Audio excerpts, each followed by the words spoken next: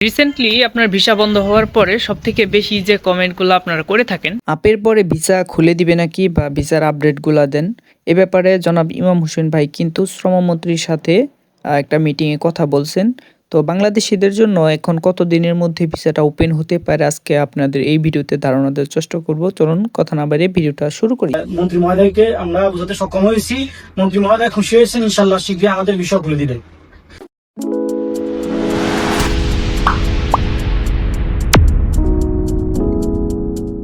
Cypress থেকে আমি রাফিন আছি আপনাদের সাথে।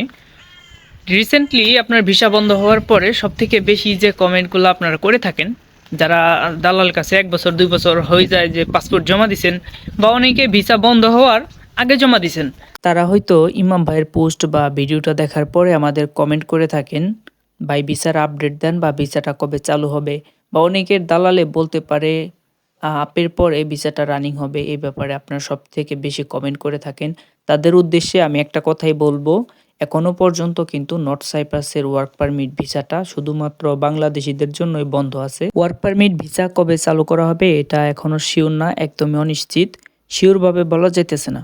এটা একান্তই সরকারি বিষয়। সরকার চাইলে আপের পরেও চালু করে দিতে পারে, আবার 6 মাস 1 বছর পরও চালু করতে পারে।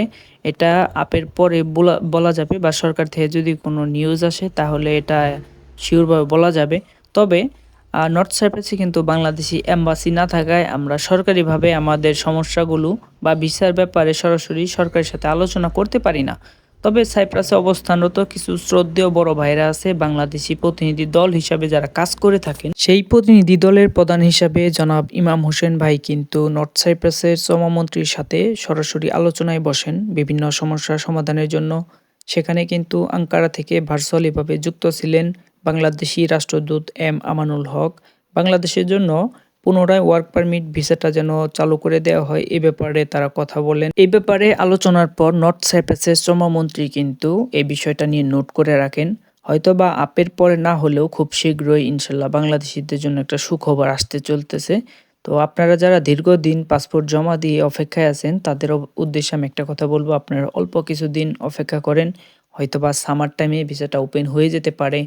যেহেতু এ ব্যাপারে আলোচনা করতেছে, তারপর আমাদের আঙ্কারা থেকে রাষ্ট্রদূত এ ব্যাপারেও কথা বলছে। তবে আমার অভিজ্ঞতা থেকে বলতেছি, সাইপ্রাসে শীতকালে সবসময় ভিসাটা কোনো কারণবশত হয়তো বন্ধ থাকে, আর এবার বন্ধ শুধুমাত্র বাংলাদেশিদের জন্যই করা হয়েছে। ভিসা খুলে দেওয়া বা এই ব্যাপারে কিন্তু বাংলাদেশি রাষ্ট্রদূত এম আমানুল হক, তারপরে বাংলাদেশি শ্রদ্ধেয় বড় ভাইরা, বাংলাদেশি একটা প্রতিনিধি দল হিসাবে দলের প্রধান যেমন জনাব ইমাম হোসেন ভাই কিন্তু এই ব্যাপারে সরাসরি আলোচনা করছেন সরকারের সাথে 4টা মেজর বিষয় নিয়ে।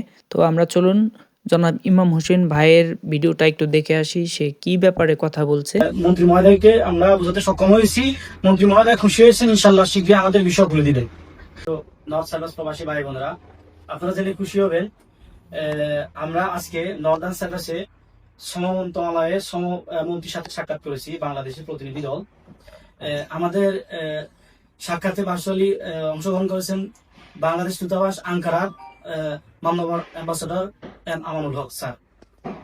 আমরা আমাদের সাক্ষাতে আমরা সর্বপ্রথম নতুন সাইপ্রাসে বাংলাদেশি প্রতিনিধি আমরা শ্রম মন্ত্রণালয়ে সাক্ষাৎ করেছি আমাদের বাংলাদেশিদের সমস্যা নিয়ে।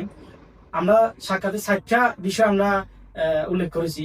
প্রথম বিষয় বাংলাদেশিদের পক্ষে, তৃতীয় দেশের যে প্রবাসীরা আছে এখানে তাদের পক্ষে হয়ে প্রথম বিষয় বাংলাদেশিদের মেতিহান গ্রিক সাইপ্রাসে যে বর্ডারে যে গ্রিক সিস্টেমটা চালু ছিল বিগত দিনে, সিস্টেমটা পুনরায় চালু করা। এই ক্ষেত্রে আমাদের বাংলাদেশিরা যারা 1 বছরের আগে কাজ থেকে কোম্পানি বাইর করে দিয়ে তারা এই সুফলটা পাবে ইনশাল্লাহ।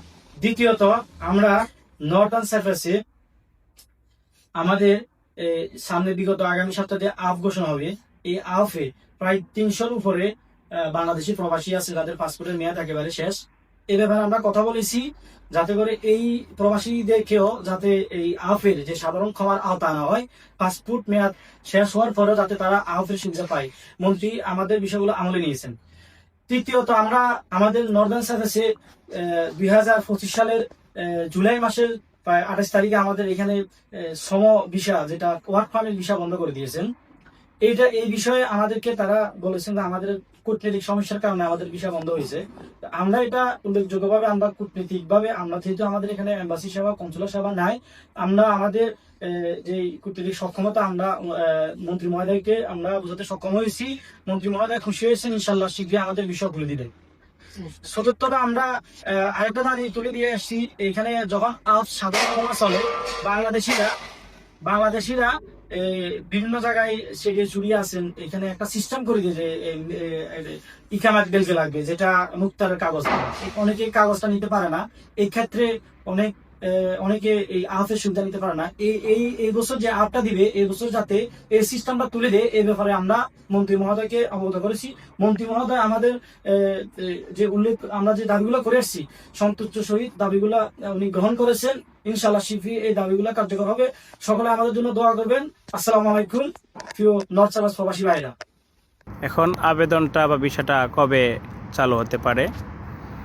বিষয়টা হচ্ছে এটা একান্ত এই শ্রম মন্ত্রণালয়ের বিষয় এবং সরকারি বিষয়। এটা একমাত্র সঠিক তথ্য সরকার এবং মন্ত্রণালয় দিতে পারবেন। এখন যদি অনুমান বা আইডিয়ার কথা যদি বলেন, তাহলে আমার বিগত 10 বছরের অভিজ্ঞতা থেকে যদি বলি, বিশেষ করে শীতকাল নভেম্বর, ডিসেম্বর, জানুয়ারি, ফেব্রুয়ারি সবসময়ই ভিসা বন্ধ থাকে বা ভিসা দেওয়া হয় না। কারণ এই সময়টাই সিজনালি অনেক প্রতিষ্ঠান বন্ধ হয়ে যায়, লোক ছাঁটাই করে, এই সমস্যা হয়।